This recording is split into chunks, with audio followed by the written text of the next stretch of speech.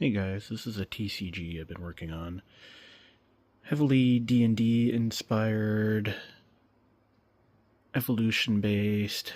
If you're familiar with the book Primal Hunter, that's a huge inspiration and kind of what kicked me off.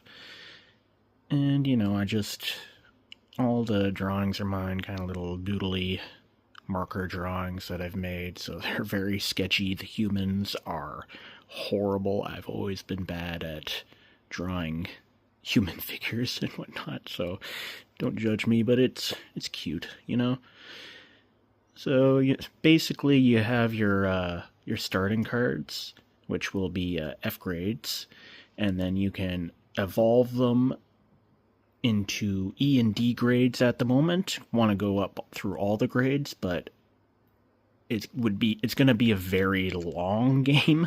I feel like if you get up to that level, or the damage output curve will mitigate that somewhat. You never know. So basically, I wanted to make this game so that I've been a huge Yu-Gi-Oh fan, like everybody. So, and we all know the problems with Yu-Gi-Oh and the power creep, which you can't avoid power creep.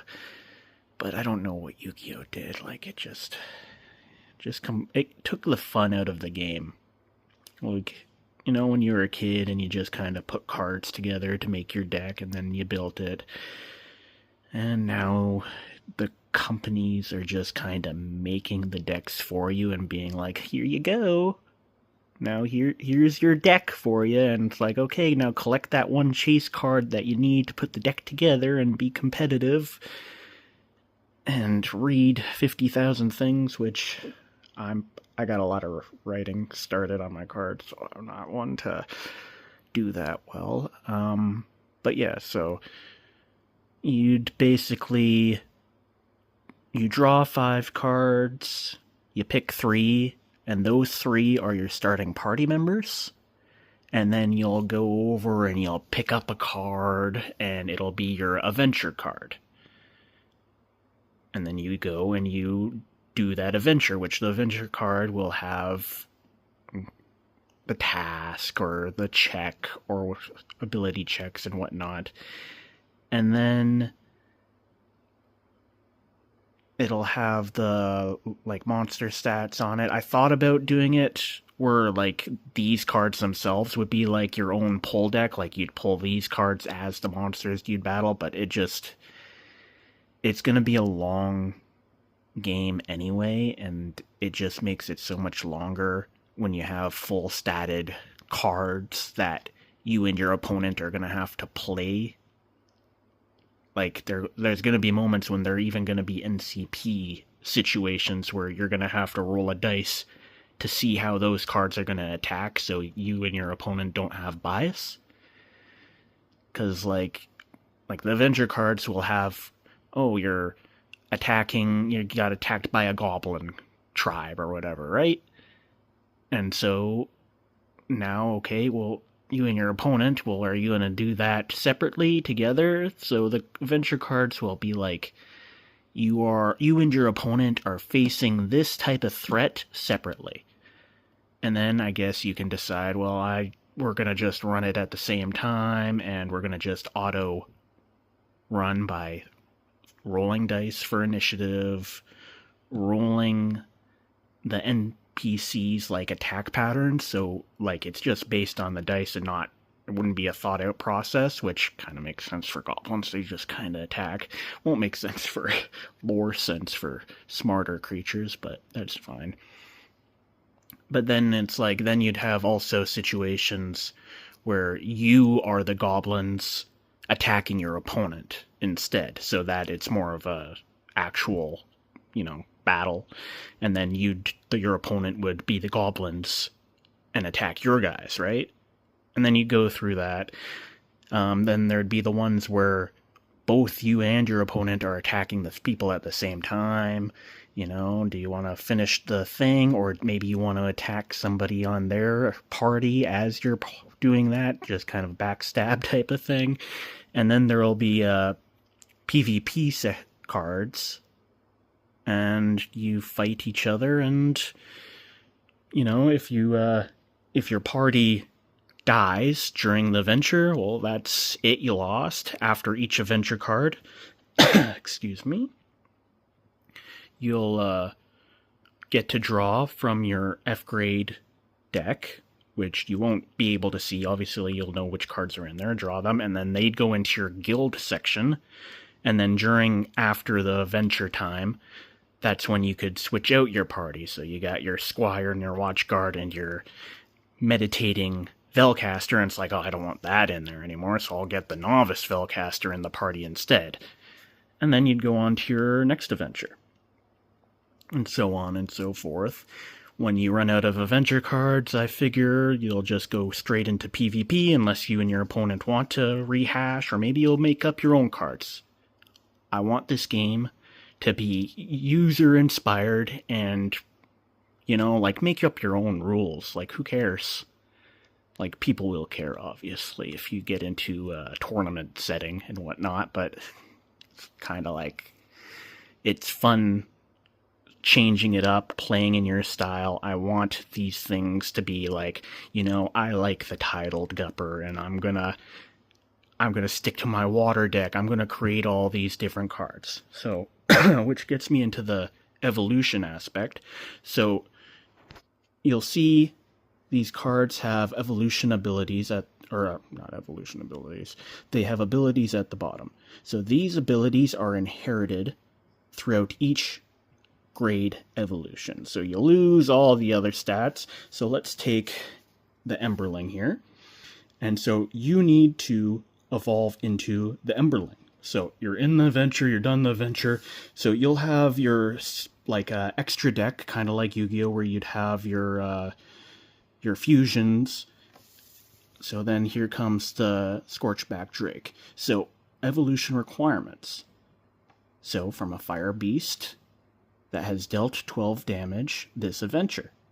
So that means your Emberling needs to do 12 damage this adventure. So you got to do your 1d4 plus strength, which, full disclosure, all these cards numbers are wrong. They've changed, and I've changed a bit of abilities and stuff like that, trying to balance it out and figure it out. So, like, Beast isn't a type anymore, and Drake's still a type, and some abilities have changed and whatnot, but you get the point.